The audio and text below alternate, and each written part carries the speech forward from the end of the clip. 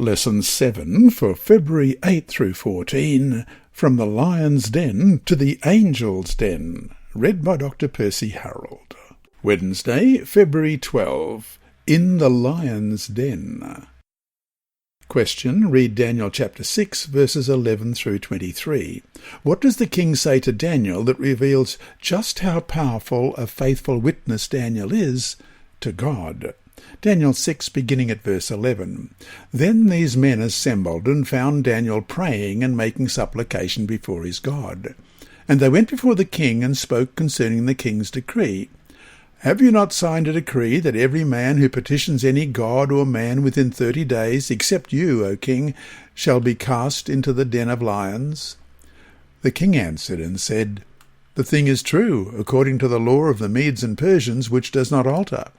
So they answered and said before the king, That Daniel, who is one of the captives from Judah, does not show due regard for you, O king, or for the decree that you have signed, but makes his petition 3 times a day. And the king, when he heard these words, was greatly displeased with himself, and set his heart on Daniel to deliver him, and he laboured till the going down of the sun to deliver him. Then these men approached the king and said to the king, Know, O king, that it is the law of the Medes and Persians that no decree or statute which the king establishes may be changed. So the king gave the command, and they brought Daniel and cast him into the den of lions. But the king spoke, saying to Daniel, Your God, whom you serve continually, he will deliver you.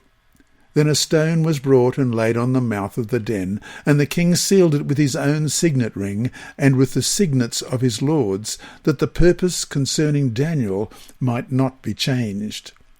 Now the king went to his palace and spent the night fasting, and no musicians were brought before him. Also his sleep went from him. Then the king arose very early in the morning and went in haste to the den of lions. And when he came to the den, he cried out with a lamented voice to Daniel. The king spoke, saying to Daniel, Daniel, servant of the living God, has your God, whom you serve continually, been able to deliver you from the lions? Then Daniel said to the king, O king, live forever. My God sent his angel and shut the lions' mouths, so that they have not hurt me, because I was found innocent before him. And also, O king, I have done no wrong before you. Now the king was exceedingly glad for him, and commanded that they should take Daniel up out of the den. So Daniel was taken up out of the den, and no injury whatever was found on him, because he believed in his God. The conspirators soon spot Daniel praying, that is, doing exactly what the decree has forbidden. And as they bring the accusation before the king, they refer to Daniel in a demeaning way. That Daniel, who is one of the captives from Judah, in Daniel 6 verse 13. In their eyes, one of the chief officers of the empire, the king's favourite, is no more than a captive. In addition, they pit Daniel against the king by saying that Daniel does not show due regard for you, O king, or for the decree that you have signed. Now the king realizes he's been entrapped by signing the decree. The text says that he laboured till the going down of the sun to deliver him in verse 14. But there is nothing he can do to save the prophet from the prescribed punishment. The irrevocable law of the Medes and Persians must be applied to the letter. Thus the king, however reluctantly, issues the command to throw Daniel to the lions. But in doing so, Darius expressed some glimmering hope, which sounds like a prayer. Your God, whom you serve continually, he will deliver you. That's verse 16.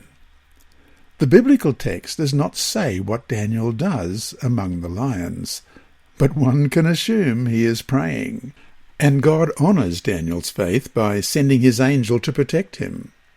In the morning, Daniel remains unharmed and ready to resume his activities in the government.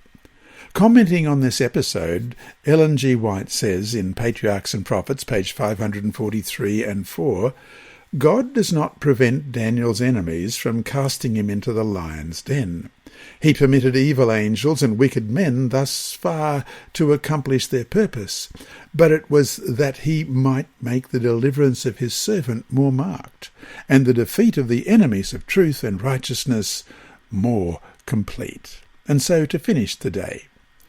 Though this story has a happy ending, at least for Daniel, what about those accounts, even those in the Bible, for instance in Mark 6 verses 14 to 29, that don't end in deliverance here? How are we to understand them? So we'll finish with the story from Mark chapter 6 verses 14 to 29. Now King Herod heard of him, for his name had become well known, and he said, "John the Baptist is risen from the dead, and therefore these powers are at work in him." Others said, "It is Elijah," and others said, "It is the prophet, or like one of the prophets." But when Herod heard, he said, "This is John whom I beheaded. He has been raised from the dead." For Herod himself had sent and laid hold of John, and bound him in prison for the sake of Herodias, his brother Philip's wife, for he had married her. Because John had said to Herod, "It is not lawful for you to have your brother's wife." Therefore Herodias held it against him and wanted to kill him, but she could not. For Herod feared John, knowing that he was a just and holy man, and he protected him. And when he heard him, he did many things, and heard him gladly. Then an opportune day came, when Herod, on his birthday, gave a feast for the nobles, the high officers, and the chief men of Galilee. And when Herodias' daughter herself came in and danced, and pleased Herod and those who sat with him, the king said to the girl, "Ask me whatever you want, and I will give it to you." He also swore to her, "Whatever you ask me, I will give you, up to half my kingdom." So she went out and said to her mother, "What shall I ask?" And she said, "The head of John the Baptist." Immediately she came in with haste to the king and asked, saying, "I want you to give me at once the head of John the Baptist on a platter." And the king was exceedingly sorry, yet because of the oaths and because of those who sat with him, he did not want to refuse her. Immediately the king sent an executioner and commanded his head to be brought. And he went and beheaded him in prison, brought his head on a platter, and gave it to the girl. And the girl gave it to her mother. When his disciple heard of it, they came and took away his corpse, and laid it in a tomb. This lesson was read by Dr. Percy Harrold for Christian Services for the Blind and Hearing Impaired, Christian Record Services for the Blind, the Sabbath School Department, and Hope Channel. You can also listen on the official Sabbath School 4 app and the Apple iTunes app, Sabbath School with Percy Harrold. Remember, God is always faithful.